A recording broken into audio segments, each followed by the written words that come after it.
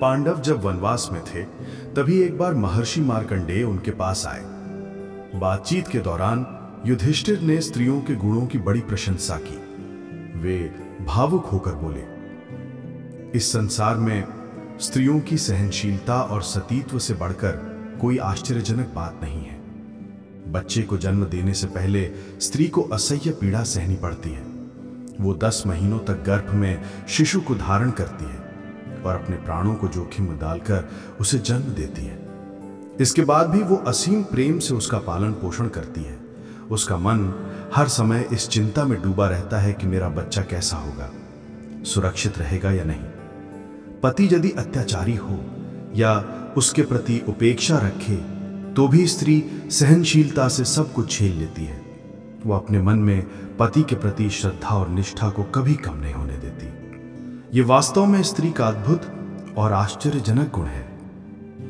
महर्षि मार्कंडेय ने युधिष्ठिर से कहा, राजन, तुमने स्त्रियों की सहनशीलता की बात सही कही। इसी संबंध में मैं तुम्हें एक कथा सुनाता हूं।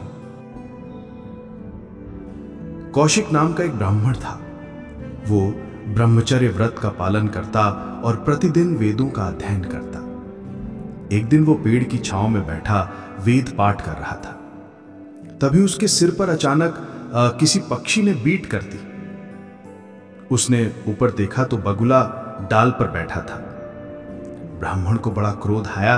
उसने क्रोध भरी दृष्टि उस बगुले पर डाली और उसी क्षण बगुला भस्म होकर नीचे गिर पड़ा।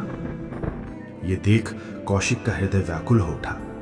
उसे लगा कि मैंने तो केवल क्रोध किया था, पर उससे एक निर्दोष जीव की मृत्यु हो गई। ये कैसा अनर्थ हो गया।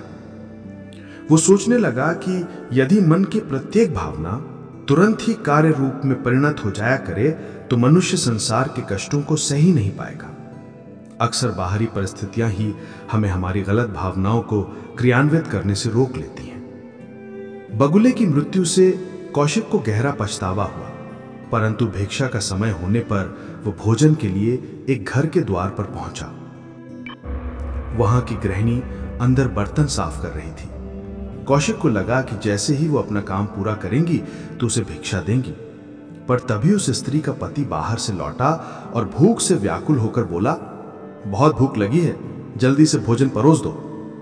पति की बात सुनते ही पत्नी ने तुरंत कौशिक की ओर ध्यान न देकर अपने पति की सेवा में लग गई। उसने पानी लाकर पति के पांव धोए, आसन बिछाया, थाली परोसी और बैठकर पंखा झलने लगी। कौशिक वहीं द्वार पर खड़े रहे। जब तक वो प्रतीक्षा में थे, गृहिणी अपने पति की सेवा में व्यस्त रही। पति ने भोजन किया और फिर गृहिणी ने धीरे धीरे कौशिक के लिए भिक्षा लाई। भिक्षा देते हुए वो निवेदन भाव से कहने लगी, महाराज, आपको देर तक ठहरना पड़ा, कृपया क्षमा कीजिएगा। कौशिक के हृदय में अभी भी क्रोध की लौ जल रही थी। उसने कठोर स्वर में कहा, देवी, मुझे और भी कई घरों में जाना है। तुम्हारा यह विवृत इतनी देर तक मुझे यहां ठहराने के लिए समुचित नहीं था। गृहिणी ने विनम्रता से उत्तर दिया, ब्राह्मण श्रेष्ठ, पति की सेवा में लगने के कारण कुछ विलंब हो गया, उसके लिए मैं क्षमा चाहती हूं। कौशिक को अपने ब्रह्मचर्य और व्रतों पर गर्व था। उन्हीं की गरिमा बनाए रखने के नाम पर वो उसे उपदेश देने लगे, मानो कि स्त्री का कर्तव्य अपने पति की सेवा करना है, पर ब्राह्मण का अनादर करना भी तो ठीक नहीं। तुम्हें अपने पतिव्रता होने पर बड़ा अभिमान है। तब गृहिणी ने दृढ़ परंतु नम्र स्वर में कहा, कृपया मुझसे क्रोधित ना होइए। पति की सेवा में लगी स्त्री पर क्रोध करना उचित नहीं। आप मुझसे जो कहना चाह रहे हैं मैं समझती हूं, पर यह ना समझिए कि मैं पेड़ पर बैठे बगुले जैसी नीच हृदय की हूं। आपका क्रोध किसी सती की भक्ति को नष्ट नहीं कर सकता। मैं बगुला नहीं हूं। यह सुनकर कौशिक अचंभित रह गए। उनके मन में प्रभावित हुआ कि यह स्त्री बगुले के विषय में कैसे जान गई। थोड़ी देर के विस्मय के बाद गृहिणी ने कहा, महात्मन, आप धर्म का सार न समझ पाए। शायद आपको यह भी नहीं मालूम कि क्रोध ऐसा शत्रु है जो भीतर ही भीतर मनुष्य का विध्वंस कर देता है। यदि मैंने कोई अपराध किया हो तो क्षमा चाहती हूं। आपके हित के लिए अच्छा होगा कि आप मिथिला नगरी में जाकर धर्मव्याध से उपदेश ग्रहण कर लें।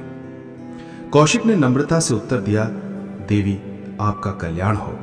आपने जो मेरे खिलाफ यूं कहा है, मुझे ज्ञात है कि वो मेरी भलाई के लिए है। मैं निसंदेह मिथिला जाऊंगा और धर्मव्याध के पास से उपदेश ग्रहण करूंगा। गृहिणी की आज्ञा मानकर कौशिक मिथिला नगरी की ओर चल पड़े। उनके मन में यह विचार था कि जो मुझे धर्म का उपदेश देने योग्य हैं, वे अवश्य किसी आश्रम या तपस्वी स्थल पर निवास करते होंगे। इस सोच के साथ वे वहां के सुंदर भवनों, हरे भरे बाग बगीचों और आश्रमों में बहुत ढूंढते रहे, परंतु कहीं भी धर्मव्याध का पता न मिला। अंततः वो एक कसाई की दुकान पर पहुंचे। वहां एक बलिष्ठ व्यक्ति मांस बेच रहा था। लोगों ने कौशिक से कहा, यही धर्मव्याध हैं। यह सुनकर कौशिक चकित रह गए। उनके मन में घृणा उत्पन्न हुई और वे नाग भौं सिकोड़ते हुए दूर ही खड़े रहे। इतने में वो कसाई तुरंत उठकर उनके पास आया और अत्यंत नम्र स्वर में बोला, भगवन, वही सती साध्वी स्त्री ने आपको मेरे पास भेजा है ना?